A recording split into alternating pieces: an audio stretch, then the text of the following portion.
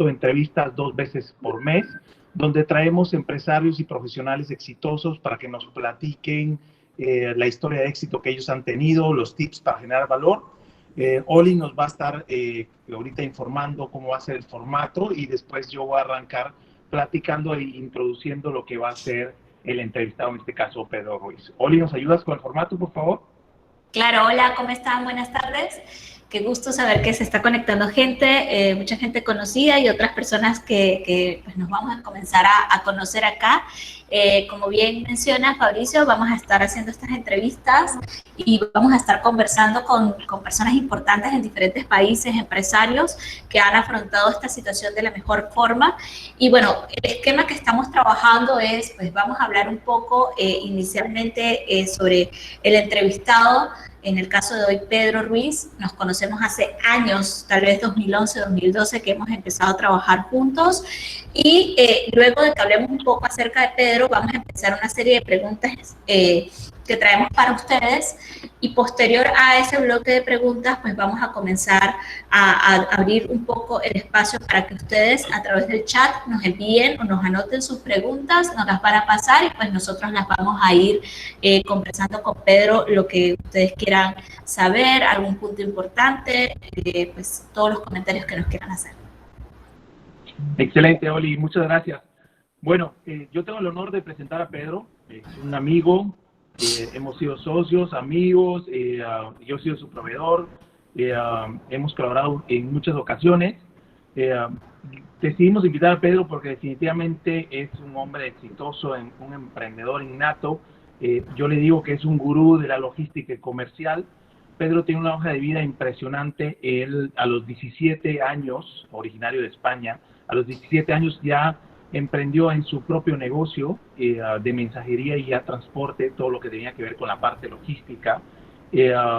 A los 21 años arrancó como director comercial en una empresa automotriz muy importante de España, enfocándose siempre en lo que tenía que ver con vehículos industriales.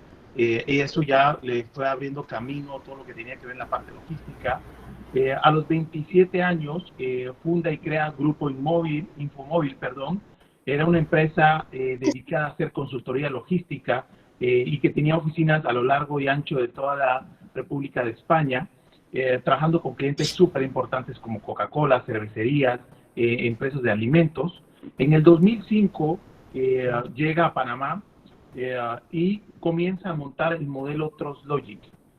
Y es tanto el éxito que decide quedarse y radicarse en Panamá, y hasta la fecha Trustlogic sigue brindando el servicio cada vez a más compañías, no solamente en el país, sino en diferentes países de la región centroamericana y americana. Inclusive Pedro nos podrá explicar un poquito más hasta llegar hasta Colombia. Pedro, platícanos, ¿por qué decidiste quedarte en Panamá? ¿Qué le viste a Panamá? Y bienvenido a este foro donde estamos muy ansiosos de escuchar todas tus historias formidables que tienes de logística.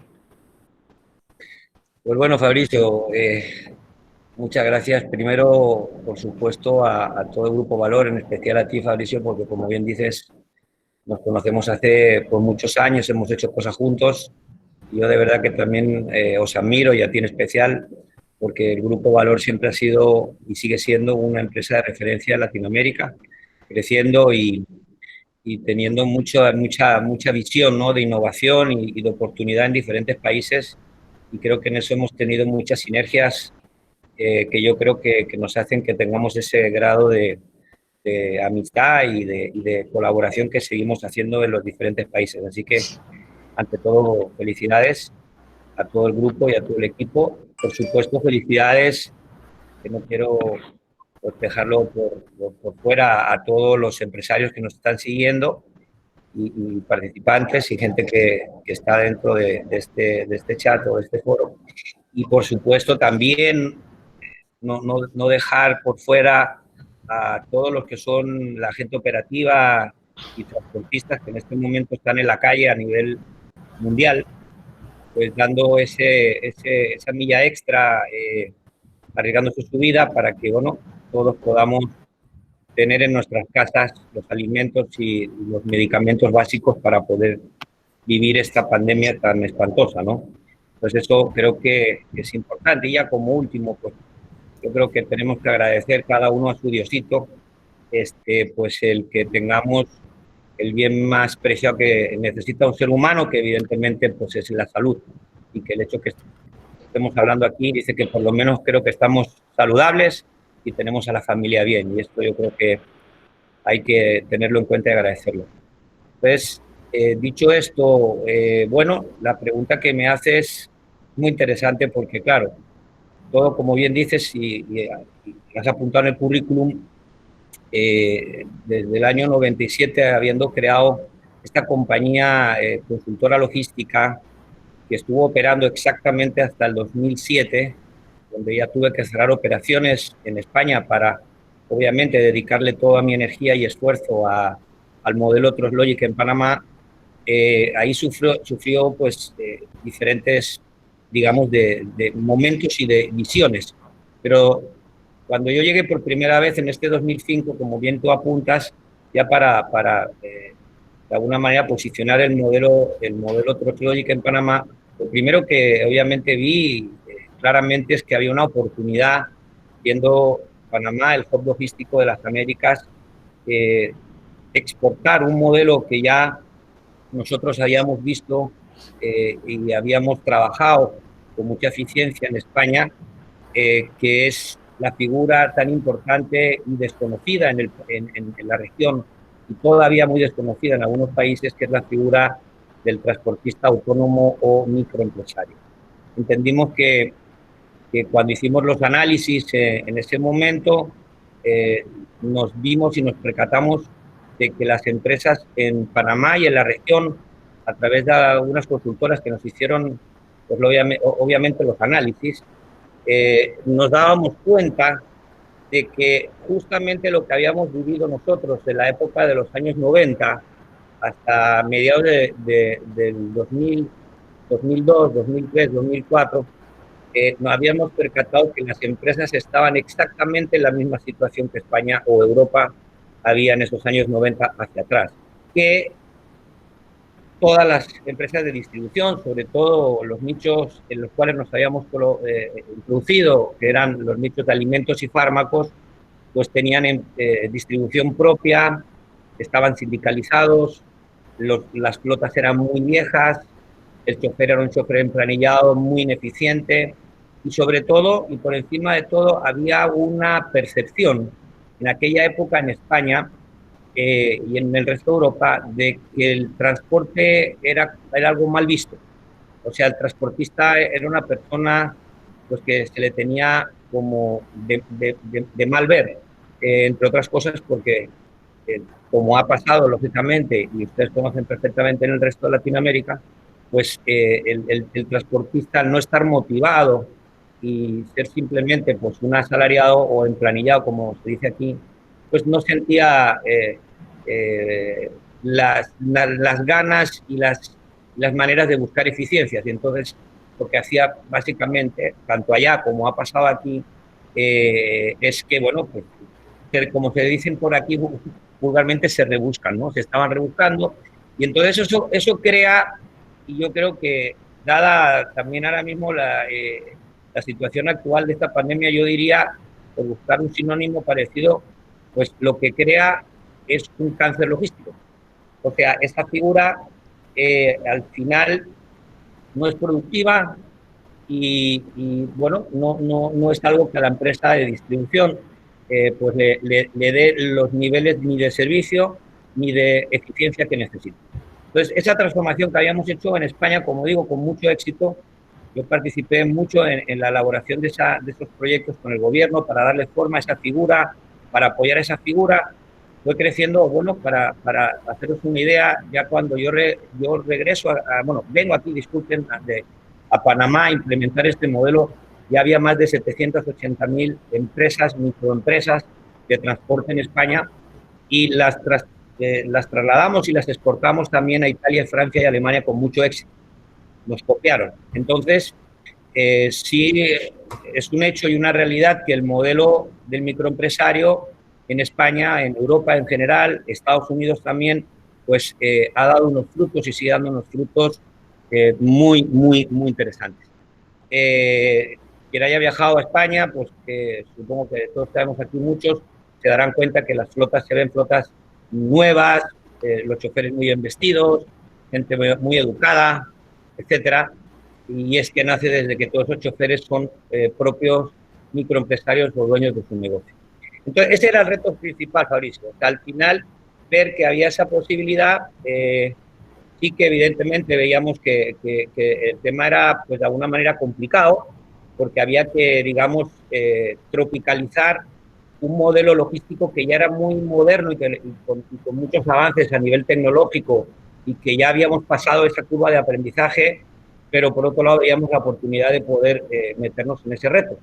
Y ese fue pues la aventura que me quise colocar y pues entre el 2005 y 2007 tuvimos muchas fórmulas que tuvimos que tener que encajarlas hasta el punto de que, bueno, ya dimos con la pócima adecuada, por llamarlo así, para resolver ese cáncer logístico para Latinoamérica. Entonces, bueno, como todos bien saben, entonces empezamos a implementarla, a inyectarla, por seguir el sinónimo. Es que no es nada fácil, ¿ah, Pedro? No es nada Sí, fácil porque no es nada fácil, exactamente, porque al final esa pócima no solamente hay que implementarla, ¿no? Sino también hay que saber la dosis, cómo se suministra. No es nada fácil. A veces los enfermos, que yo le digo a mis clientes, que no se dan cuenta, algunos que están enfermos hasta que le empiezas a diagnosticar de que verdaderamente tienen un cáncer, porque tienen esos robos, sobre tiempos de los choferes, las flotas están muy viejas, no tienen CAPEX para invertir, pero ¿y entonces cómo lo hacen? Entonces son muy caros, etcétera, etcétera, o no competitivos. Pues yo al final les digo, señores, con todo lo que ustedes me han dicho, el diagnóstico es sencillo. Ustedes tienen cáncer logístico. Esa es su realidad, lastimosamente. Así es. Entonces...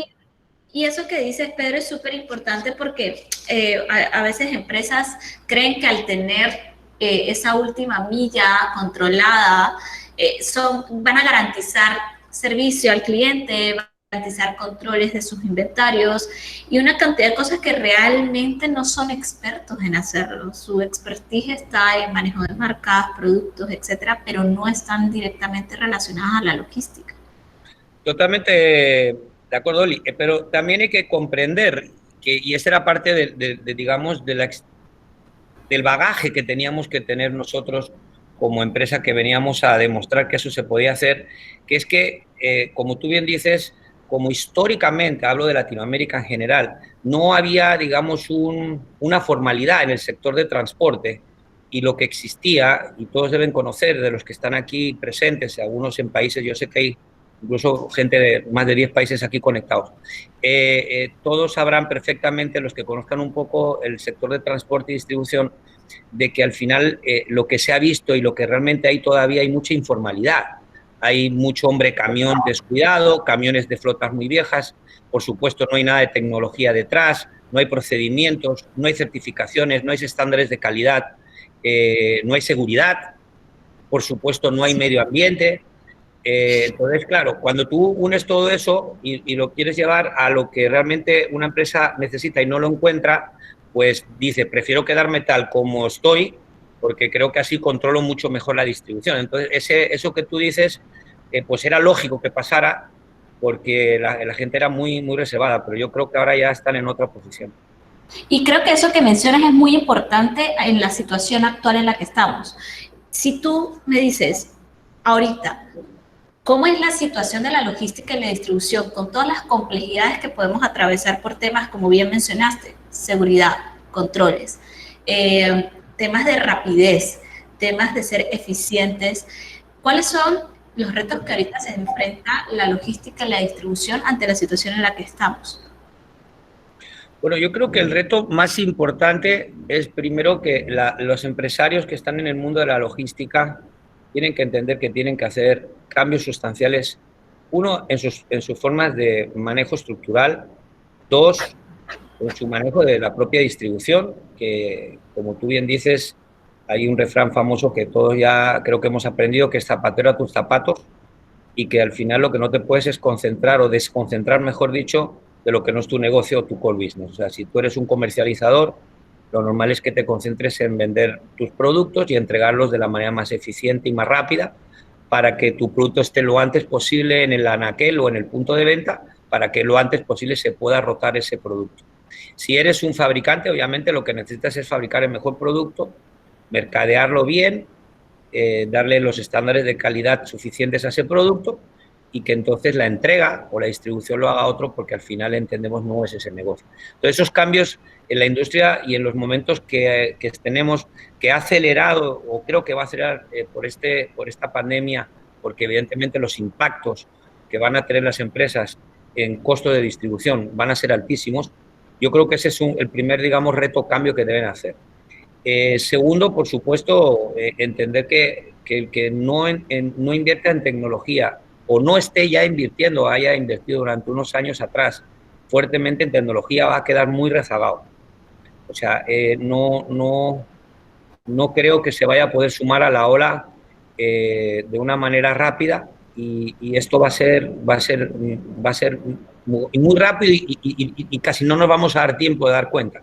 Yo hago ejemplos que quizás todos lo habremos vivido cuando a nosotros nos decían hace ni tras de 5 años quizás o 7 que iba a desaparecer los CDs.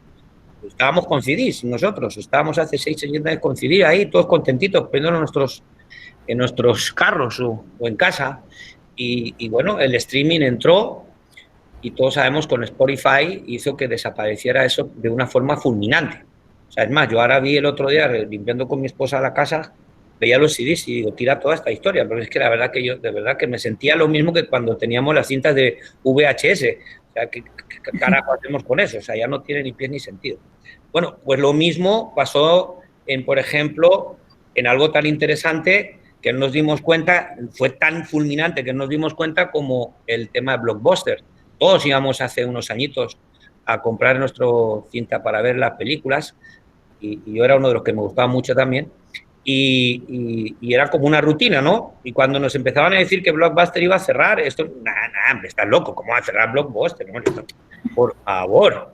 Y bueno, fue fulminante en la entrada pues, de Netflix y otras plataformas que todos conocemos y no nos dimos cuenta, o sea, el cambio fue demasiado rápido, ¿no? Entonces, quiero poner estos ejemplos porque es lo mismo que va a pasar en logística. O sea, la tecnología va a ser el punto de lanza más importante en el resto de los próximos, yo me atrevo a decir ahora, 24 o 36 meses. Sí, definitivamente. Yo creo que en esta cuarentena en la que estamos pasando por ese proceso de digitalización y no nos estamos dando cuenta. Así mismo. Y creo que además, como tú bien apuntas, nos hemos dado cuenta que las empresas que no han estado preparadas en sistemas de tecnología que han podido trasladar el teletrabajo de una forma eficiente y controlable, pues están en problemas. Nosotros hemos tenido una suerte increíble, yo ahí sí que voy a decir que creo un poquito en el de arriba, porque el proyecto que a mí se me plantó hace justo 11 meses atrás, imaginemos que nadie podía pensar que el coronavirus iba a estar hace 11 meses, obviamente. Se me presentó un proyecto de tecnología donde yo estaba operando de una manera que, como me dijo el consultor que vino a hacerme, obviamente, la consultoría de tecnología, me dice, mira, Pedro, tú te estás vendiendo como una empresa 4.0 en tecnología, después de hacerme mi diagnóstico, y tú eres una empresa en tecnología 2.0. Chuleta, a mí casi me dio un yeye porque yo juraba que yo era una persona en tecnología que estaba bastante moderna. Y él me hizo ver en ese análisis de que tenía temas que estaban totalmente obsoletos. Ejemplo, hay muchas compañías todavía que nos manejábamos con servidores propios. Por el hecho de que yo ese activo todavía no lo voy a depreciar porque me acabo de gastar $60.000 en servidores. Y entonces, chuleta, todavía me quedan... Por seguridad. Recordemos las conversaciones de seguridad. Exactamente. Más seguridad. Entonces, bueno, yo tuve la difícil decisión, porque fue una difícil decisión, créanme, de que tenía que hacer un cambio y giro de 180 grados a salir de ese modelo que tenía, que era arcaico, era de dinosaurio a subir a un nivel de toda la compañía que no era fácil por nuestro manejo, de subirlas a Amazon Web Service, manejar todos nuestros correos ya por sistemas de Gmail, carpetas por el Google Drive, o sea, compartir eso con todos los países, tener sistemas de seguridad que evidentemente no lo daba, etcétera, etcétera, etcétera. Toda esa transición, que además sabía que justamente en el contrato que había firmado eran como de 10 meses de trabajo, culminan, aunque a ustedes les parezca increíble, porque por eso digo lo de Diosito, culminaron 2 semanas antes del coronavirus. Si yo no llego a hacer ese movimiento o esa inversión, porque fue una inversión pesadita, para, digamos, tener todo controlado desde la forma que lo tenemos controlado actualmente, hubiese sido imposible el que nosotros nos hubiéramos adaptado al teletrabajo de una forma tan rápida y eficiente, ¿no? Pedro, aprovecho que ahorita comentas bien el tema del coronavirus y del impacto que ha tenido en las diferentes industrias, en los diferentes mercados, para comentarte, hay una primera pregunta que habla justamente de esos eventos que está ocasionando el COVID-19, cómo están impactando de forma estructural a las compañías. Además de lo que comentaste, donde te apoyaste con la tecnología para poder administrar de forma remota tu organización, ¿qué otras recomendaciones tú les darías a los empresarios, a los administradores, para que ya sea que estén tomando o deben tomar para ser competitivos el día de mañana?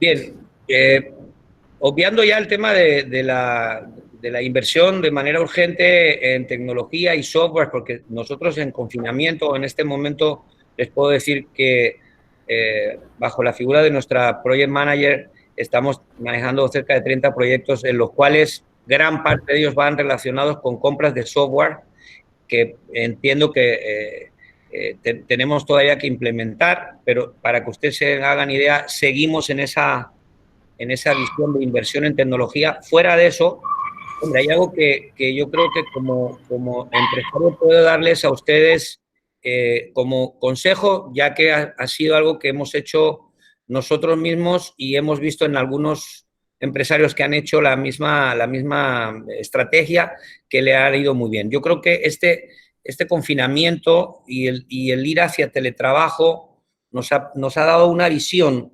de que verdaderamente había muchas oportunidades de, digamos, reducir costos que teníamos en la compañía que realmente nosotros no nos habíamos dado cuenta. Yo pensé también que era una empresa pues que en mis costos fijos era pues una empresa bastante eficiente y verdaderamente cuando empecé a trabajar con mi director financiero y el equipo, bueno, porque lo lideramos diferentes departamentos bajo la figura del director financiero, obviamente nos dimos cuenta que podíamos hacer bastantes reducciones en muchos gastos fijos. Y no estamos hablando solamente de personal, que quizás en nuestro caso, gracias a Dios, pues ha sido el que menos. Nosotros somos quizás un caso totalmente inverso. En vez de votar gente, estamos contratando gentes en pleno coronavirus. Pero no somos, digamos, el común denominador.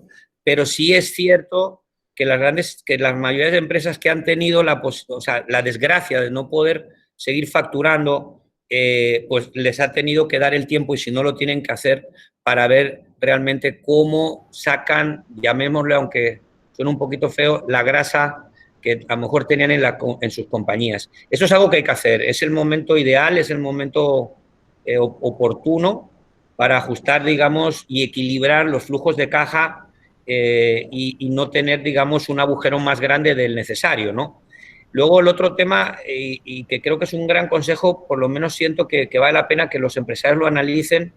A mí me ha llamado mucho la atención también a todos, se los digo, ha sido el tema de que con el sistema del teletrabajo y con algunas aplicaciones que nos han dado la visión de que verdaderamente el teletrabajo se estaba dando en los términos que se debía dar y que verdaderamente habían puestos que hoy están trabajando exactamente o incluso con mayor nivel de cumplimiento en casa que en la oficina.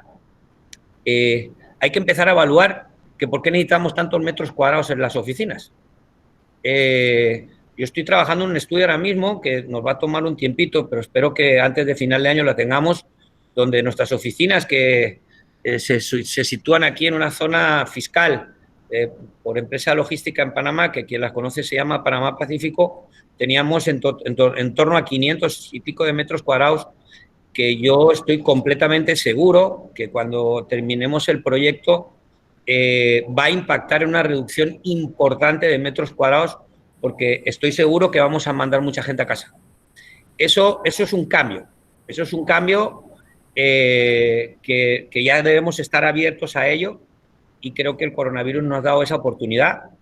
Y por otro lado, nos va a eso a llevar una serie de ahorros, porque evidentemente eso va a ser menos luz, menos metros cuadrados de consumo, etcétera, etcétera, que cuando nos damos cuenta en el impacto de una empresa, pues como cualquiera, ¿no? En cualquier industria, pues es algo importante.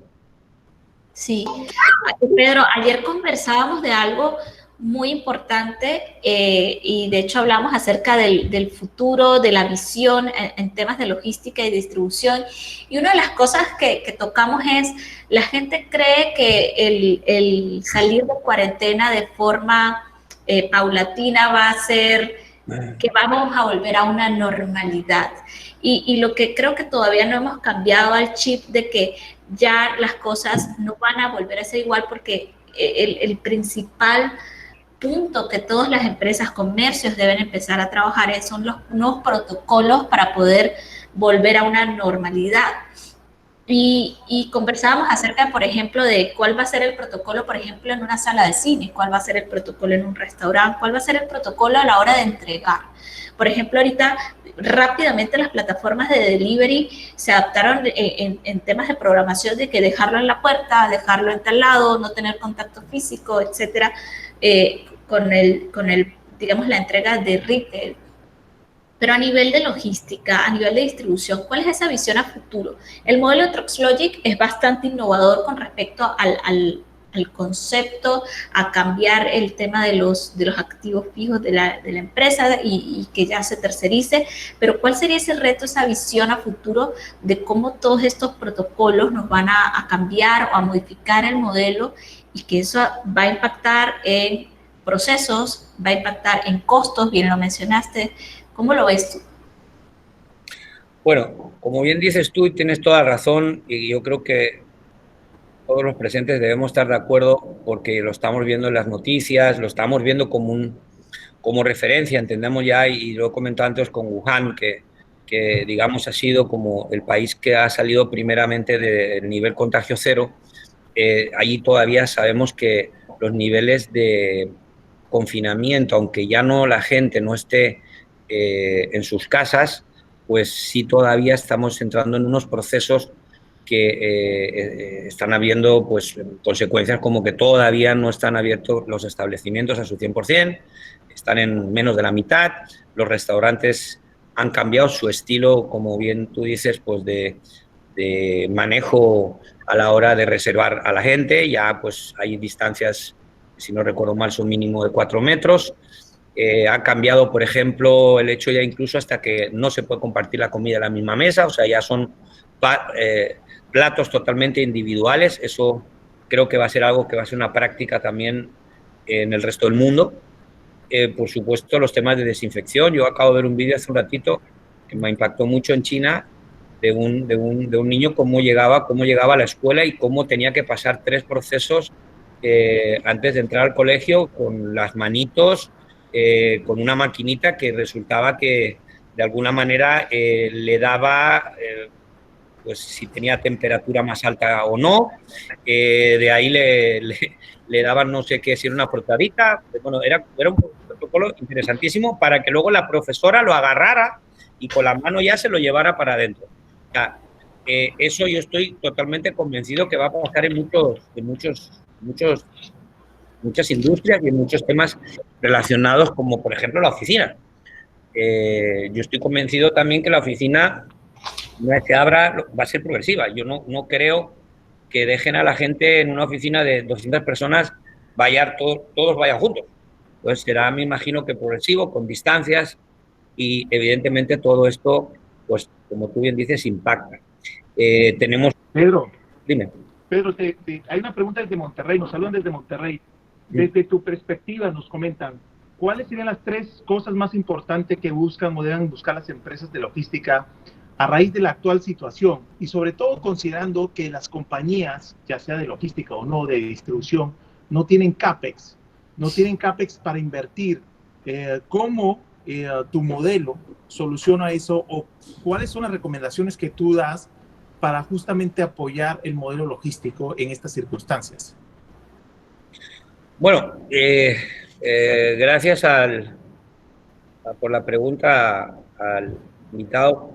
Yo creo que los tres digamos, puntos principales es, uno, las empresas de distribución, en sus términos generales de logística, incluso las navieras, que también ya lo están haciendo, tienen que tener claro que tienen que externalizar y sacar sus pasivos, tanto laborales como sus pasivos financieros, porque no hay forma humana, y menos en una situación como la que ya teníamos en Latinoamérica, que veníamos con una contracción de estos últimos años importante, más ahora mismo este gran impacto del coronavirus que nos hace y nos deja un agujero importante en la economía y que va a tomar mucho tiempo en recuperarse, probablemente unos cuantos años.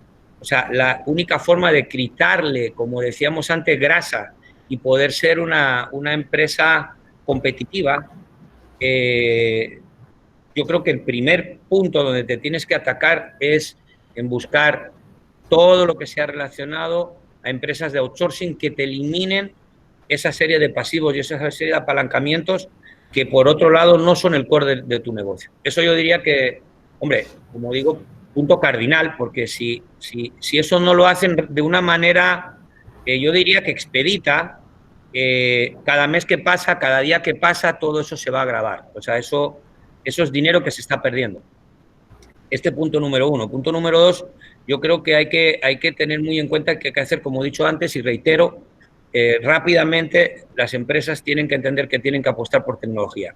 No, quien esté quedándose atrás en eso y no sea rápido, en muy poco tiempo va a quedar fuera de la jugada, ¿vale? Y entonces no se van a dar cuenta si esto, pues como hemos dicho antes, industrias que eran imposibles que pudieran quebrar por no atender eso y pensarse que no le iba a pasar nada, y hemos puesto el caso de Blockbuster por no poner otras industrias que han pasado lo mismo, les va a llegar y les va a arrollar el tren.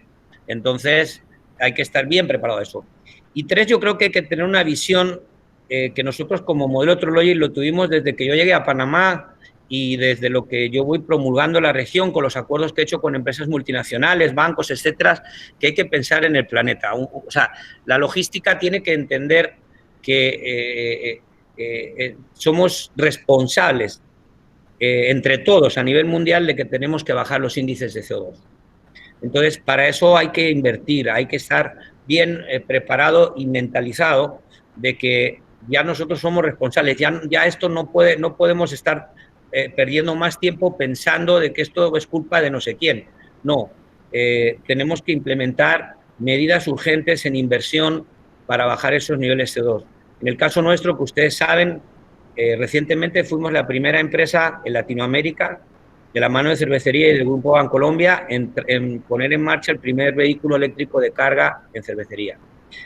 Hemos también apoyado, y creo firmemente desde que llegué a Panamá, aunque me llamaron que estaba loco, porque yo siempre era loquito españolito, algo muy interesante que en la logística los empresarios tienen que tener en cuenta. La inclusión de la mujer es importantísimo. Aunque parezca increíble, yo sé que ustedes los mexicanos, lo digo por el amigo, son un poquito más machistas, sí, y les digo, y sé que eso cuesta entender, hay unos datos que son arrolladores, o sea, tanto en Europa o en Estados Unidos, los mejores índices de manejo y de administración en logística, en manejo incluso de equipo pesado, se ha demostrado que ha sido la mujer respecto al hombre. Entonces, eso yo creo que es algo que también hay que empezar a ver en la ecuación. Interesante. Fantástico, Pedro. Qué bueno saberlo. Pedro, hay una pregunta de Mauricio San Miguel de República Dominicana. Él nos pregunta o te pregunta, ya que has invertido en toda la parte tecnológica, si sigues usando facturas físicas o si ya mandas facturas digitales y si aún imprimes cheques o transferencias o solo transferencias, y cómo hiciste esa transición a esa transformación digital y hacer mucho más eficiente la parte administrativa de tu compañía. Pues mira, la verdad que excelente pregunta la que me haces, porque ese es como el sueño que tenemos en Panamá, de los que me puedan conocer, y hay alguna gente que está trabajando muy fuertemente en la Autoridad de Innovación Gubernamental, AIG, por ejemplo, que ya ha avanzado mucho en el tema de digitalización y de pago de ventanilla única y de cero documentación. Nosotros somos la empresa que estamos a nivel logístico mayor preparada para esto, tanto en nuestros sistemas de software, que son nuestros personales y creados en nuestra propia casa, como en una aplicación que ustedes ya algunos deben conocer, que creamos, que se llama SmartTrans, que es lo más parecido al, le llamaban al Uber del transporte, pero que al final esa aplicación permite muy bien pegarnos al CRM de nuestro cliente para que esa factura digital venga directamente a nuestra aplicación, el propio transportista la pueda, digamos, entregar digitalmente, incluso el cliente final firmarla igual y tener esos comprobantes. ¿Dónde está el problema? Que todavía, siendo una ley en Panamá que está, creo, pendiente de refrendo, no se ha implementado. Nosotros estamos, como sabes, se dice vulgarmente, en la salida, ¿no? Esperando ahí que nos den ese gancho, porque creemos firmemente que ese es el futuro. O sea, no tiene ningún sentido, es totalmente arcaico, absurdo, ineficiente, etcétera, que todavía se estén manejando los niveles, y sobre todo con empresas multinacionales a las que trabajamos, estemos manejándolos con documentos que al final son los famosos manifiestos de entrega o son los famosos recibido conformes que hay que firmarlos el cliente final con una copia para el transportista, otra copia para el cliente. Eso verdaderamente es una locura, ¿no? Nosotros ya esas inversiones las tenemos realizadas. El que no lo haya hecho, aconsejo firmemente que también lo haga, porque eso, volviendo otra vez, aunque parezca repetir mucho lo mismo, en el momento que ese momento digital se produzca, que para que ello sea hay que intervenir a diferentes actores, ¿no? En el caso, pues, de Panamá, como ustedes saben, los puertos están dirigidos por la ACP, hay un tema, pues, de gobierno detrás de todo esto, diferentes puertos que no se conectaban, no se entendían, o sea, cada uno hablaba un lenguaje, un idioma, todo el tema de pagos que había que hacer dentro del puerto, que también todo eso era un desastre. Entonces, todo esto ahora lo que se ha hecho es interconexionarlo para que el transportista, pegándose una vez a ese software, que al final lo que busca es digitalizar toda la documentación y los procesos, pues ir rápido. Pero claro, la pregunta es, ¿estará el transportista o el operador logístico preparado para eso? Si no está preparado, yo creo que va a quedar detrás del juego. Entonces, sí tienes que tener ya preparados tu software o tus sistemas en casa, y si son propios, mucho mejor, porque todos sabemos que cuando estamos hablando de sistemas como SAP o como otras cuestiones, aparte que son extremadamente caros, no son fáciles, porque son lentos. Cuando quieres generar módulos, digamos, de interface entre el cliente y en este caso el proveedor. Entonces, sí, estamos preparados, pero no te puedo dar, desgraciadamente, ninguna experiencia todavía final con algún cliente porque no lo hemos podido implementar. Y Pedro, de la mano con SmartTruck, dinos si otras empresas transportistas te han visto como una competencia a través de la plataforma. O sea, ¿la plataforma se volvió para ellos una competencia o se volvió la manera de aligerar ciertas cargas que mencionas? Excelente, muy bien. Pues qué bueno, porque ese fue uno de mis primeros nortes cuando estuve creando esta aplicación hace exactamente, va para 5 años, tomando la historia que había vivido yo con Uber, ¿no? O sea, yo creo que una de las equivocaciones de Uber en el mundo fue el que no fue inclusiva, fue exclusiva. y de hecho tuvo todos los problemas que ustedes han vivido con grandes cooperativas de transporte en países súper desarrollados, donde evidentemente el taxista pues es un profesional, ha tenido un costo de inversión importante para tener su licencia, un costo importante para poder tener su vehículo, porque las condiciones son, pues bueno, con estándares altos de calidad, etcétera, etcétera. Se ha preparado, ha estudiado, y claro, pues sabíamos todos que quererte pelear contra esa llamemos industria o cooperativa para darle o quitarle negocio y dárselo a gente pues particular, creo que fue un desacierto, y yo creo que lo ha pagado bastante caro, ¿no?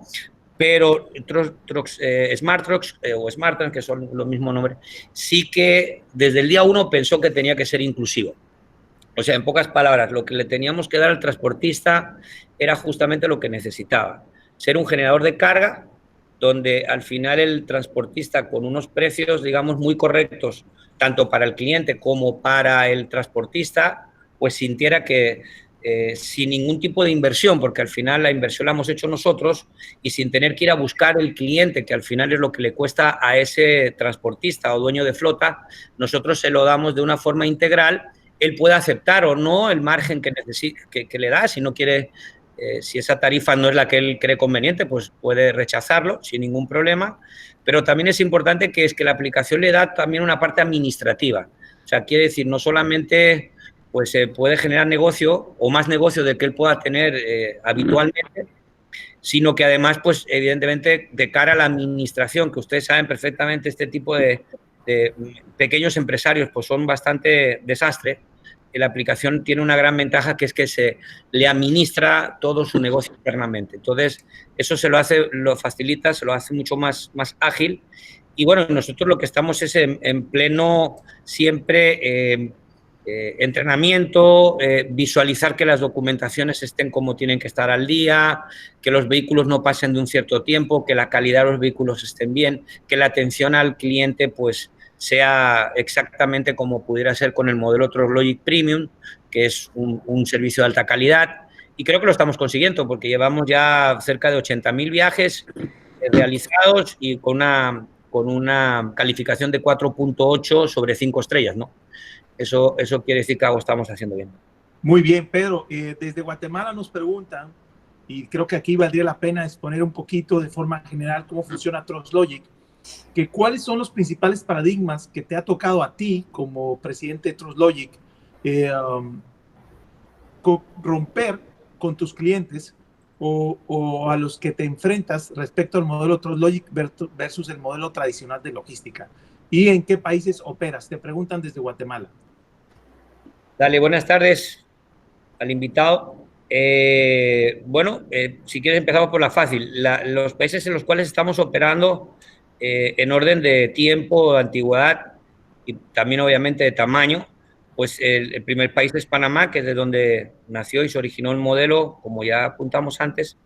El siguiente país, donde ya llevamos operando 4 años, aunque fuimos hace 6, ya lo hablábamos con Oli ayer, y parece que el tiempo pasa volado, pero bueno, ya operando 4 años, es Dominicana. El tercer país, que las oficinas están abiertas en los próximos 12 días exactamente, porque ya están en fase final, que lo vimos esta semana, ya operando físicamente en 12 días, es precisamente Guatemala. Y el país donde ya hemos cerrado con nuestro franquiciado, ya hemos firmado justamente hace una semana, con una alianza yo creo que es espectacular, porque es, adelanto, aunque no sé si más adelante me lo ibais a preguntar, nuestro partner, nuestro franquiciado en Colombia es la segunda empresa de transporte más grande. Les invito a que la puedan ver en internet, se llama Transportes Vigía. Es una empresa que tiene más de 55 años operando en Colombia, la segunda empresa más grande, como he dicho, en tamaño. Administra más de 4.000 camiones, pero el tema o donde nos hemos, digamos, unido justamente es porque ellos, su core business del negocio está orientado al transporte de vehículo pesado, mulas concretamente, o patanas, o trailers, depende, porque cada país le tiene un nombre diferente, pero ya ustedes me entienden perfectamente, son los cabezotes, equipos pesados. Ellos son muy buenos en este movimiento de gas, de movimiento de vehículos, las concesionarias, todo lo que es materia prima, pero no tenían ni idea, ni tienen ni idea del modelo de distribución de última milla, que es justamente el modelo Trucklogic en su fortaleza, la last mile.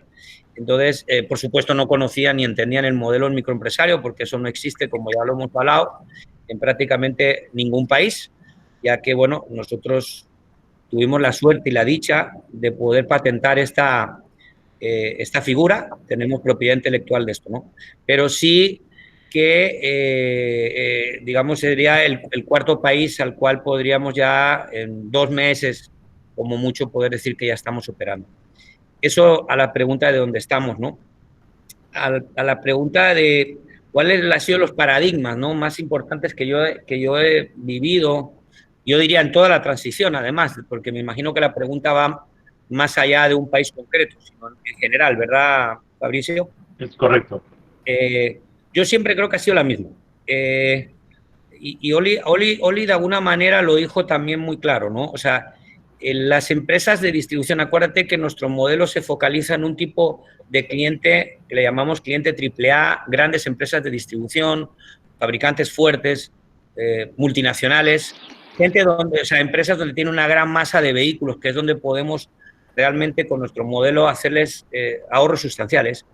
Como nos focalizamos con esa tipología de cliente, normalmente el pensamiento que tienen siempre es el mismo. O sea, ellos creen que lo saben hacer mejor que nosotros. Y les cuesta mucho reconocer que verdaderamente tienen ese cáncer logístico. Yo les digo a ellos muchas veces cuando me discuto, digo, ustedes son enfermos, a veces, oiga, que son de estos enfermos que son peleones, que van al médico y cuando le dice el médico, oiga, que estás enfermo, y no estoy. Yo no estoy, y yo me quiero medicar yo solo. No, pero es que vamos a ver, es que estás enfermo, hijo. A ver, estate tranquilo, no, que el doctor soy yo, no, pues no lo entienden. Ellos siguen pensando que entonces, pues lo saben porque así es como han actuado durante tantos años, ¿no? Esta es una. 2, hay otro paradigma súper importante. Y yo diría que incluso más que el primero. Y esto es una lástima lo que voy a decir, pero es una realidad que estamos conviviendo día a día en todos los países. Como ustedes saben todos, la corrupción en Latinoamérica es algo que tenemos todos latente, ¿no? Entonces, ¿qué pasa? Cuando un modelo como el nuestro viene a incursionar a una empresa multinacional o de gran tamaño, cuando nosotros lo presentamos al final al que le interesa escuchar esto, que es el dueño o el CEO o el vicepresidente de distribución, porque esto no le interesa escucharlo al gerente de logística, créanme. Es más, con ellos nunca hablamos. Intentamos hablar siempre con las cabezas, porque venimos como asesores primero para hacerles una consultoría, que tú de eso sabes mucho, ¿verdad, Fabricio? Porque hemos hecho unas cuantas. De hecho, estamos haciendo ahora. 10 años haciendo proyectos. No podemos decir nombre porque tenemos firmado NDAs, pero al final siempre nuestra forma de entrar a los clientes y que tengan confianza es que estamos dispuestos gratuitamente a hacerles una consultoría, un análisis para ver ese nivel de enfermedad qué tan agudo lo tienen, para luego implementar, digamos, el medicamento o la poción, que además la tenemos patentada, como hemos dicho, de una forma pues correcta y que eso no mate al enfermo. Porque, como digo, depende cómo lo hagamos, puede tener un daño. Bueno, cuando llegamos a ese punto, que no es fácil, y ya el cliente, el CEO en este caso, te dice, oye, me interesa, porque claro, al final el dueño lo que quiere ver es ahorros, números, quitarle el dolor de cabeza, eso es lo que al final quiere. Entonces siempre pasa algo curioso, que es que te dice, bueno, vamos a seguir trabajando los análisis al equipo de abajo. Entonces, cuando llega eso y va hacia los equipos de abajo, lastimosamente nos encontramos con un paradigma y es que hay mucha corrupción y hay mucha gente que no le interesa que el modelo Trucklogic se implemente. Y la pregunta que me van a hacer ustedes, ¿y por qué? Bueno, pues porque hay muchos intereses creados. Hay gente que vive de negociados con la flota, con las llantas, con el diésel, con con muchas cosas que van relacionadas en logística, que obviamente el modelo hace que todo ese negocio se le caiga. Sí, Entonces, y Pedro, dentro de ese modelo tú lograste algo importante que es precisamente cambiar esa percepción del transportista y lo lograste comprometer con el modelo de distribución, ¿no? bueno, es que ese siempre fue el norte. Yo me acuerdo que las primeras entrevistas que tuve en Panamá en el 2006, si no recuerdo mal, justo antes de hacer la inauguración para la presentación formal de ya el modelo aquí en Panamá, yo me acuerdo de esas primeras entrevistas, me hacían una pregunta que nunca se me olvidará, ¿no? Que decían, bueno, ¿usted qué pretende en este país hacer o cuál es su visión y qué pretensión son las que usted tiene versus haber venido de Europa, ¿no? Y yo decía siempre la misma frase y sigo diciendo, yo vengo a este continente, porque ya no estamos hablando de un país, es continente, para dignificar el sector de transporte. Punto número 1. Siento que la primera misión, si Diosito me dio una misión aquí para Latinoamérica, es para dignificar el sector de transporte. ¿Por qué? Porque el sector de transporte está muy mal visto, como tú bien has dicho. Para dignificar el sector de transporte, lo primero que había que hacer era dignificar precisamente al chofer. ¿Qué es lo que hemos hecho? Hemos creado choferes que venían de la nada, los hemos impulsado en este modelo microempresario de una forma exitosa. ¿Por qué? Porque le hemos dado todo el arrope, le hemos dado los recursos, el entrenamiento, la educación, para darle ese apoyo que necesita para el crecimiento personal de él y de su negocio. Y la realidad, después de, pues, como decimos, ya 15 años operando en Panamá, tenemos microempresarios que son testimonios públicos y pueden verlos en nuestras webs, donde han pasado de ser microempresarios que en la época que nosotros lo conocíamos ganaban salarios de $400 a choferes que ganan 3, 4, 5 mil dólares en este momento, que tienen 2, 3 camiones a su disposición bajo el paraguas nuestro. ¿Qué hemos conseguido con eso? No solamente que ahora ya no le dicen vulgarmente, como se decía en Panamá o en muchos países, el desastre de transportista, por no decir otra palabra más grosera, ahora le dicen el señor transportista. O sea, es el don transportista. Eso, al final, esa dignificación, yo creo que en nuestro modelo, que lo hemos conseguido, ha sido como uno de los orgullos y los retos más importantes que hemos podido tener, porque en el fondo también lo que estamos haciendo en un aspecto social es crear clase media. Esa gente ha pasado de tener salarios que, como digo, son salarios mínimos, salarios muy explotados, a ya gente que por sus propios recursos y su propia productividad, que ya no está bajado y regulado por un sindicato que le dice que no puede hacer no sé qué o no sé cuánto, sino que él ya va buscando pues, las mayores eficiencias junto con nuestro equipo operativo. Al final lo que da todo eso es que tiene más ingresos. Al tener más ingresos, pues bueno, se siente más cómodo. Por otro lado, puede traer, como hacen prácticamente casi todos los microempresarios, gente de la familia. Se trae un ayudante que a lo mejor puede ser el hijo. Hay algunos que se traen a la mujer de ayudante.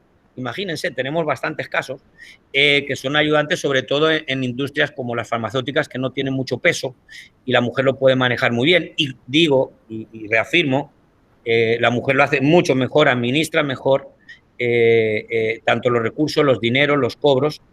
Y entonces, ¿qué es interesante? Al final estamos creando, como digo, pues un nicho de logística de gente que va creciendo y es un efecto multiplicador, porque al final ese microempresario que tiene varios camiones, al final tiene un negocio familiar, donde en vez de estar contratando a alguien por fuera, contrata a alguien de su familia. Entonces, pasó de empleado a un microempresario. Y ahí está el mayor compromiso posible. Sí, y eso tiene un aspecto económico y social que se revierte, evidentemente, pues también al país. ¿Por qué? Porque paga impuestos, porque nosotros controlamos sus compañías, paga sus seguros sociales, es un tipo totalmente formal, por lo tanto, esos son tributos que entran en el Estado. Por otro lado, evidentemente, los bancos lo califican ya para préstamos. Nosotros tenemos empresarios que van sus hijos a la universidad, te lo dicen llorando, gracias al modelo, compraron casas, compraron carros, lo ponen a nombre de la sociedad. Entonces, claro, eso crea, si os dais cuenta, alrededor del modelo, algo que yo digo que es como la maravilla, es como el momento ese fantástico donde está feliz el cliente, porque el cliente lo que hemos hecho ha sido ahorrarle con este modelo de eficiencia, pues plata, está contento el microempresario porque al final pues está ganando más dinero y se siente más, digamos, seguro en ese modelo de microempresario que como estaba antes, y por supuesto Trology, que detrás pues también tiene sus ingresos, ¿no? Entonces yo diría que esa combinación es lo que ha hecho, como tú decías, Oli, hace un ratito, pues el que esa figura sea estable, ¿no? Fantástico, Pedro. Pedro, y ya para ir cerrando, porque el tiempo nos apremia y queremos dejar un espacio para preguntas abiertas. Y la última pregunta que tenemos aquí es, ¿cuál es tu visión a mediano y largo plazo en la región desde el punto de vista logística? Me refiero a, por ejemplo, la conectividad, el impacto tecnológico ya a nivel de transporte, el tema del canal. ¿Cómo has visto, cómo ves la región, cómo va a ser impactada por el COVID-19 en el mediano y largo plazo y cómo va a ser impactada todo lo que tiene que ver en la industria de la logística? Bueno, especialmente por lo que estoy escuchando, viendo, analizando, sintiendo en diferentes foros, como os decía antes, hay algo que sí que está claro que van a cambiar. Dos cosas. Una, las metodologías de consumo, eso ya es un hecho. Ahí van a haber cambios de una manera sustancial. Y en respecto al tema de logística e incluso de empresas fabricantes, sobre todo, se está empezando ya a ver una gran posibilidad de que empresas que estaban en China haciendo su propia producción empezar a mover esas fábricas para este continente. ¿Por qué? Porque se han dado cuenta que el riesgo de tener al final sus fábricas en un país donde pues ha creado una situación muy compleja y donde sus productos no han podido salir porque evidentemente las fronteras estaban cerradas y el comercio totalmente pues estaba paralizado de China hacia aquí, pues se dieron cuenta de que teniendo industrias mucho más cercanas, pues les puede ser mucho más conveniente. También todos sabemos que con esta recesión, desgraciadamente, pues van a haber ajustes salariales y probablemente y con devaluaciones de monedas, como es el caso de Colombia, que está súper apalancada con el petróleo, un país totalmente apalancado de petróleo y con una devaluación fuertísima, países de la región que realmente pues están pasándolo de una manera profundamente difícil. Creo que hay una gran oportunidad y esperanza a ese futuro que me decís, donde yo siento de que se puede empezar a plantear cambios en la forma que históricamente se estaba teniendo a nivel de fábricas en Asia trasladadas hacia aquí. Eso, por supuesto, puede hacer un gran equilibrio y cambio en la posición que tenemos en este momento a nivel mundial de comercio. Por otro lado, como bien apuntas y has dicho muy bien, el eje transversal de Centroamérica, teniendo Panamá como un hub de logística y un hub, digamos, que yo creo que ya se le ha denominado hub de los alimentos, con una visión que yo creo que a nivel de país estamos teniendo todos, que debemos incluso pues prepararnos para maquilar también desde aquí. El futuro va a ser un futuro bueno, muy bueno para la región. La conectividad va a hacer mucho la diferencia. El tema, pues, de que los cabotajes no sean, cabotajes para el que no lo conozca, pues son, digamos, leyes que no permiten de que un transportista vaya a un país o a otro, eso cada vez está desapareciendo, los países están haciendo un gran esfuerzo, Costa Rica y Panamá ya lo ha hecho, países como Honduras, El Salvador, Guatemala, se están alineando a toda esta oportunidad, porque hay una gran visión donde queremos que tener ese corredor, que por cierto, los queridos chinos estaban intentando llegar ahí a través de su famosa ruta de la seda, pues yo creo que nosotros como latinoamericanos desde este lado yo creo que debemos resguardárnoslo y conservarlo bastante bien. Y tenemos que entender cuál es nuestro socio más estratégicamente ahora valorado, si es más los gringos o los chinos, ¿no? Ese es un tema que es una decisión importante después de lo que ha pasado en este momento y se tiene que ver. Por otro lado, como bien hemos dicho todo el rato, y sí que sigo, y me parece que va a ser, yo creo que uno de los piedras angulares de esta entrevista es que la inversión en tecnología es claro lo que va a cambiar los próximos, yo me atrevería a decir, dije 24 meses, 36 como mucho, y quizás estoy siendo demasiado, todavía demasiado prudente, porque cuidado que es un poquito antes. Hace un año, 2 años lo veía como en 5 años y ahora veo que el tema se está acelerando de una manera violenta. Y también porque, que yo creo que estaremos todos de acuerdo, los hábitos de consumo en el sector de logística, y nosotros hemos sido uno de los que lo hemos vivido también aquí en Panamá, y nunca hubiéramos pensado que esto iba a pasar así, es que se ha abierto un espacio en el delivery. Yo jamás hubiera dicho que una empresa como Nestlé me esté pidiendo para llevar productos suyos directamente a las casas de la gente, y ya lo estamos haciendo.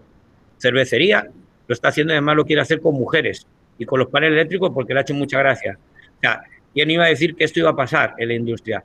Empresas de ferretería, empresas, pues de ejemplo, electrodomésticos, bueno, por supuesto ya no vamos a hablar de las empresas de muebles, eso ya era más habitual. Todo esto ya es un hecho de que en las plataformas de logística que estén preparadas para ello van a tener esta oportunidad a nivel de Latinoamérica. Porque esto ya existía y se había avanzado hace varios años en países más desarrollados como Europa y España, y Estados Unidos, donde el delivery como que ya estaba mucho más penetrado, sabiendo que había todavía mucha potencial de crecimiento, pero nosotros en Latinoamérica, que siempre vamos más retrasados, nos costaba verlo y entender que por ahí había que hacer el consumo. Pero esta situación del coronavirus nos cambió radicalmente y yo creo que ahora todo el mundo entiende que pedir a través de una aplicación lo que sea ya no le da tanto miedo como era anteriormente, ¿no? Entonces yo creo que ahí hay un cambio total, radical de la metodología de consumo, que hay una oportunidad bien grande. Así que yo digo una frase, no sé si con esto puedo concluir para entrar a las preguntas. Yo creo que hay dos tipos de empresarios en este momento en el planeta. Y yo creo que me gustaría que entre todos, no sé si estamos de acuerdo, lo viéramos así. El que está llorando y el que está vendiendo pañuelos. Entonces, aquí la pregunta del $1.000.000, todos los que estamos en este foro, ¿qué queremos hacer? Porque si lo que queremos es llorar, puta, nos ponemos aquí a llorar todo lo que ustedes quieran. Pero yo creo que hay muchas oportunidades de vender pañuelos en muchas industrias. Otras van a estar bastante golpeadas, como ya sabemos, la aeronáutica, hostelería, pues por supuesto hotelería, turismo. Eso les va a tomar mucho más tiempo de tomar su vuelo, valga la redundancia, pero en materia de logística nosotros tenemos en toda la región, en toda, no estamos hablando, yo diría a nivel mundial, pero bueno, vamos a centrarnos en la región. Latinoamérica tenemos unas oportunidades increíbles que debemos capitalizar de forma inmediata, a mediado, a corto, medio y largo plazo, ¿no? Entendiendo que ya los tiempos han cambiado. Antes los largos plazos, yo recuerdo que me decían cuando estudiábamos y cuando estábamos, no, es que el largo plazo son de 5 a 10 años. No, el largo plazo logística ahora son 2, 3 años como mucho. Y el corto plazo a veces son 3 meses. Sí, tienes toda la razón. Yo creo que es momento de que todos como que comencemos a tomar decisiones rápidas y que no nos lleve la ola, porque nos va a dejar botados bastante lejos. Oye, Pedro, muchísimas gracias, de verdad. Gracias por darnos el espacio, gracias por conversar con nosotros. Pues las preguntas las fuimos contestando, las que nos enviaban por el chat, que fueron las que te estábamos haciendo, y la verdad que la participación de todo el foro que ha estado con nosotros, muchísimas gracias por venir, por estar aquí con nosotros, por compartir, y a ti, Pedro, por acompañarnos, por darnos el espacio, el tiempo, y bueno, siempre bueno conversar contigo, siempre hay buenos temas. Hoy me llevo la del pañuelo, hay que vender pañuelos. Bueno. Yo también me quiero despedir, Pedro. Te agradezco muchísimo. De verdad fue un honor poder escucharte todo este tiempo. De verdad fantástico todo, cómo haces, cómo piensas ese cero paradigmas logísticos, cómo apoyas a la industria a seguir creciendo. Vamos a tener una copia de esta entrevista en YouTube, si lo quieren accesar en nuestra página de valor, generovalor.com, y también si desean consultar de TrustLogic, trustlogic.com también. Si quiere alguien, por último, hacer una última pregunta, puede abrir su micrófono y con muchísimo gusto. De nuestra parte, agradecidos eternamente por esta participación, Pedro. Gracias, Pedro. Me comentan que hay una pregunta de Guiomar González. ¿Qué impacto tienen los estándares internacionales de comercio en el sistema de transporte, Pedro?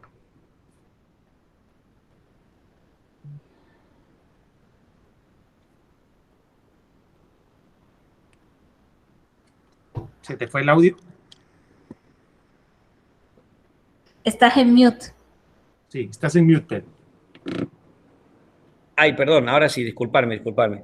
Digo que primero dar un gran saludo a mi querida amiga Yomar, presidenta de BAS, y disculpa que a lo mejor te esté delatando, pero bueno, yo sé que todo eso no te ofende. Por supuesto, el tema de la estandarización en logística, yo diría que es básica, fundamental, y algo que realmente todos los empresarios tienen que tener visión y urgencia respecto a eso, porque sí es cierto que no nos podemos estar manejando las empresas de logística con estándares, digamos, totalmente fuera de los que se están marcando hoy en día, como los que tiene BAS, que son unos estándares de seguridad a nivel mundial importantísimos, que ayudan mucho al manejo y a los indicadores de la compañía, a darle fortaleza a las estructuras. Nosotros tenemos digamos, el orgullo de que hemos pasado por esta certificación después de muchos meses de trabajo. Nos la entregaron hace poquito, así que muchas gracias, Yomar, también por lo que te corresponde. Ha sido una certificación muy complicada para nosotros porque no es fácil. No es una certificación como las ISOs, no tiene nada que ver. Las certificaciones ISOs para nosotros, que tenemos dos, que no es que digamos que sean tampoco fáciles como la 9001 ni la 22000, pues hacen que al final, de alguna manera, pues también hayan apoyado a todo este crecimiento de la compañía. Pero sí, contestando la pregunta de ella, es importantísimo el hecho de que las empresas empiecen a pensar de que si no tienes este tipo de certificaciones, se empiezan a mover de una manera expedita. De acuerdo. Fantástico. Pedro, muchas gracias a todos los asistentes y un abrazo y a vender pañuelos, no a llorar, como dice Pedro Ruiz. Qué bueno. Gracias, Pedro. Gracias a todos. A todos. Muchas gracias. Chao. Chao.